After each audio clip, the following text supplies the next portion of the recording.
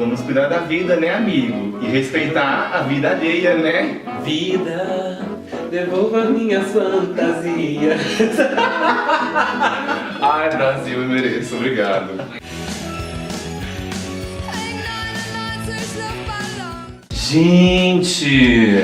Oi, gente! Bem-vindos ao Luftballon. Eu sou o Bruno Nepo e você está a bordo do nosso balão de ideias. No nosso vídeo de hoje, eu trouxe para vocês um convidado especial. É o nosso primeiro vídeo do quadro Voando Juntos. Estou aqui com meu amigo André. André é médico de família e ele veio conversar um pouquinho comigo sobre a alegria e o uso do corpo no carnaval. Obrigado pelo convite, Bruno. Tô acompanhando o seu trabalho, tá ficando muito massa. Eu que agradeço você ter aceitado o meu convite para poder conversar um pouquinho com a gente e com a minha audiência também que está aqui nos acompanhando.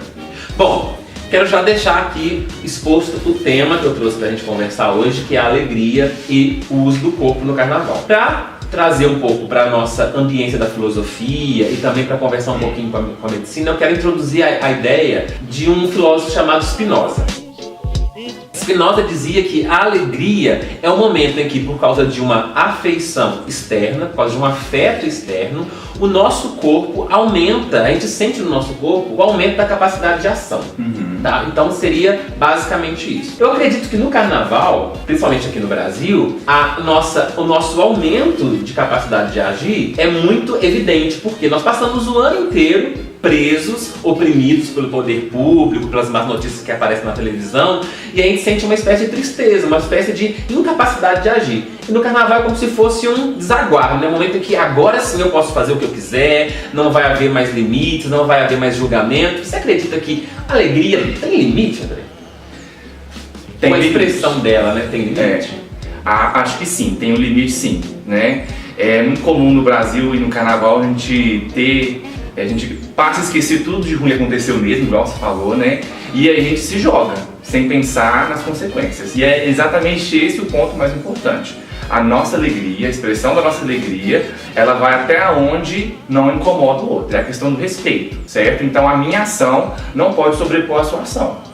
Então, por exemplo, aqui em Ouro Preto, onde é muito comum nos blocos de carnaval, quando a pessoa está muito feliz, muito alegre, ela pega a bebida dela, roda e joga pra cima e molha todo mundo. Tá? Eu entendo que você está muito feliz, coleguinha, mas né, você vai molhar as pessoas que estão à sua volta. Aí, esse é o limite da alegria. Isso vale tanto na hora que você está bebendo, quando você vai paquerar alguém. Então você tem que ter esse respeito. Então a alegria tem uma espécie de limitação na existência do outro, né? Exato. O outro impõe para mim uma espécie de limite. Isso. Segundo mesmo o filósofo, e até um outro filósofo chamado Deleuze, um filósofo francês, que se inspirou muito na filosofia do Spinoza, vai dizer que o corpo é o lugar maior da expressão da alegria. Inclusive, quando eu aumento a minha potência na expressão da alegria, Deleuze diz que eu consigo adicionar cores ao meu corpo, adicionar cores à existência, né? Muito próximo do carnaval.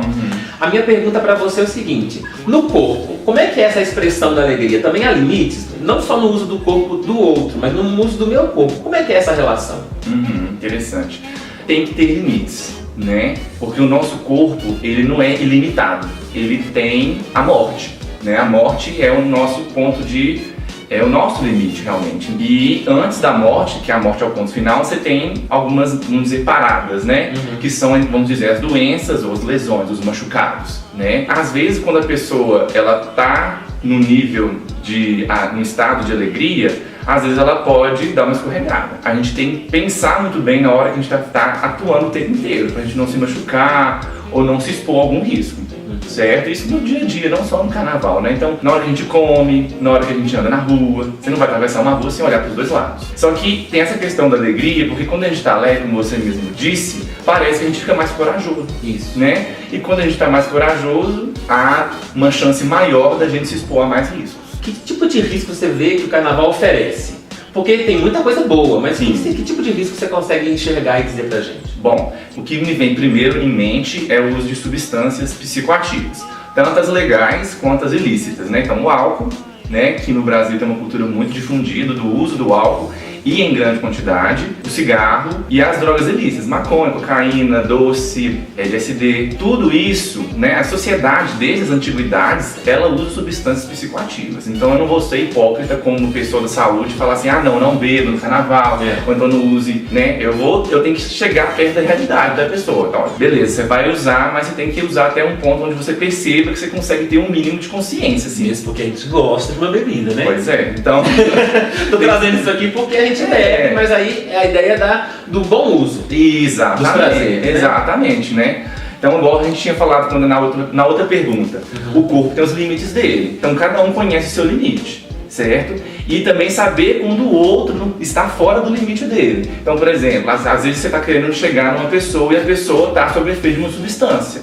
Independente de qual substância seja, você não vai chegar nessa pessoa e aproveitar dela, vamos dizer, sexualmente. Não vai encostar nela sem a permissão dela, porque ela não está em quê? Consciência, para fazer o quê? Uma escolha. Então ela não vai poder escolher se ela vai permitir você tocar ela ou não, certo? Então, além das substâncias psicoativas que fazem com que seu poder de escolha diminua, então se você escolhe menos, você se expõe mais a risco. Então, por exemplo, você vai atravessar uma rua, vamos dizer, sem olhar para os lados, você pode se meter em alguma briga com mais facilidade, você pode dirigir e bater seu carro, certo?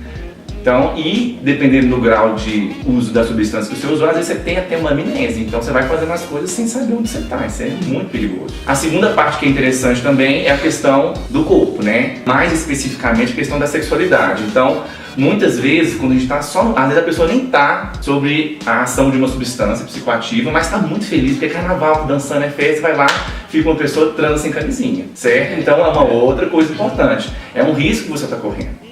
Certo? Toda vez que eu vou orientar, por exemplo, as pessoas que vão procurar o meu auxílio lá no consultório, eu falo, olha, toda vez que você for transar, você tem que pensar que a pessoa tem uma doença. Porque se você colocar isso na sua cabeça, você não vai ter coragem nem de pensar em transar sem. Então você tem que pôr esse medo na sua cabeça pra você ter a iniciativa de usar camisinha. É um medo bom, né? Exatamente, é um medo bom. O medo é um mecanismo do ser humano perpetuar a espécie, né? Porque sem o medo, ele ia se aventurar e fazer qualquer coisa. Entendeu? E aí acabar com esse mito, essa lenda urbana de que transar com camisinha é igual chupar papel com bala. Pelo amor de Cher. Tá? Isso é importante. Transar com camisinha é normal, a sensação sexual é a mesma. Então, vamos usar, tá? Inclusive para sexo oral. Sim, inclusive para sexo oral, tá? Muito importante.